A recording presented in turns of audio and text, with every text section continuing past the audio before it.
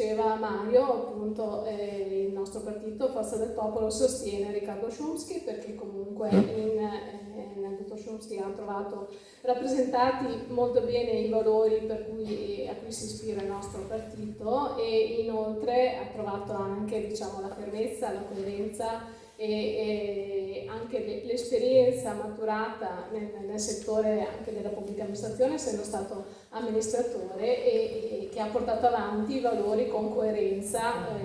fermezza e solidità, per cui c'è stata questa scelta di appoggiare la lista di Szumski. Per me, che arrivo da 300 e quindi trovo veramente uno degli elementi del programma, quello della sanità, un valore da perseguire e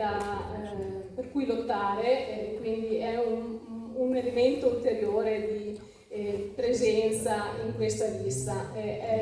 Non nego che sono la mia prima esperienza politica, per cui per me tutta questa attività è un'attività nuova che mi ha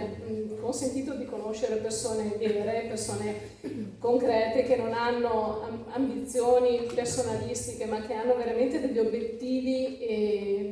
che vanno a beneficio della società, che perseguono il bene pubblico, per cui le attività per cui ci si è uniti per combattere insieme, per portare avanti un progetto, riguardano proprio il bene della nostra società, del nostro territorio, e quindi è anche veramente un motivo di orgoglio quello di portare avanti questa avventura, che speriamo possa arrivare a dare dei frutti buoni per tutti quanti noi. Quindi non solo vi si chiede la fiducia di appoggiare queste persone che si sono messe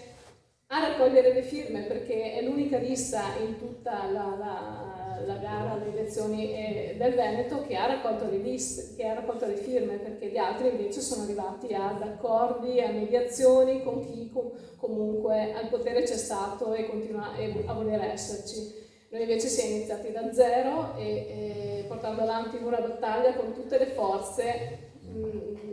che abbiamo voluto con tanta buona volontà veramente mettere in campo, e finora ci è andata, diciamo, bene, perché Rovigo è stata quella che con più sofferenza è arrivata al traguardo della raccolta delle firme, ma ci siamo arrivati con tanta determinazione, anche con l'aiuto di chi con maggior forza ha trainato un po'